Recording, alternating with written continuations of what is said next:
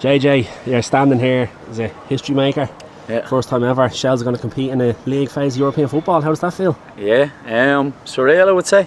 I came here 5 years ago in the first division, just hoping to get back into the Premier, and obviously we did that, and then here we are now. We're going to play against the best teams in Europe, so yeah, very exciting. Being totally honest, did you see it getting to this point? As you said, you signed here in the first division, you were just had your own goals, just get out of that first division. Yeah. Did you see it ending here?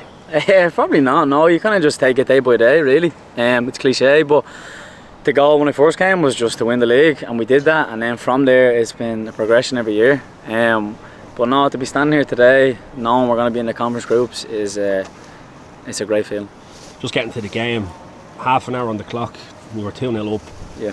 Kind of killed off, obviously not for the players, but certainly in the stands it felt as if we'd killed the tie off. Probably couldn't have planned that any better than that, could you have? No, I think when you're coming out here, you don't want to be starting the game thinking about last week. You just want to go and win the game, and I think to get the 2 goals in the first half, I'm sure it calmed a lot of nerves in the crowd, and even with ourselves. You kind of felt a bit more comfortable, and I think we controlled things from there, and we saw the game out really well.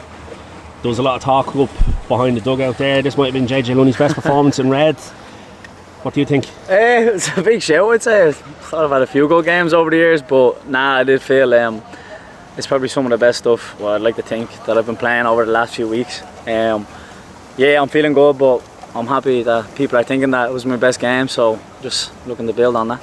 So many talented midfielders in the club this year in particular. Yeah. You seem to be one of the first names in the team sheet at the moment. Is that a source of pride for you that you've kind of cemented that spot for now? Yeah, of course. I think obviously when every week you play, or whoever's picked, you want to do the best you can to keep your jersey. It's obviously what the manager wants, is heavy competition places, as he said. We've some of the best midfielders in the league, I think, so you can't really afford an off night, and that's what I'm just thinking every week, just trying to do my best and keep the jersey. Has the kind of hugeness of this achievement, like when has that hit, do you think it will hit, or will it be one of those things you might look back on in a couple of years and say, geez, we've done something special there? It's similar to winning the league last year. I don't think that settled in for a good few weeks. How big that was for the club, and obviously how long it was since they've won the league. Especially this being the first time we've ever got into the groups. It's a really proud moment for everyone involved in the club. But now we just have to enjoy tonight and let it sink in. It's been a mad couple of months, obviously, since we played Linfield here in the Champions League. So much had changed in the weeks before that. Like, what is that such a big sign character for players that you just got on with it? Obviously the manager came in. Yeah. It seems to have been a seamless transition for him as well.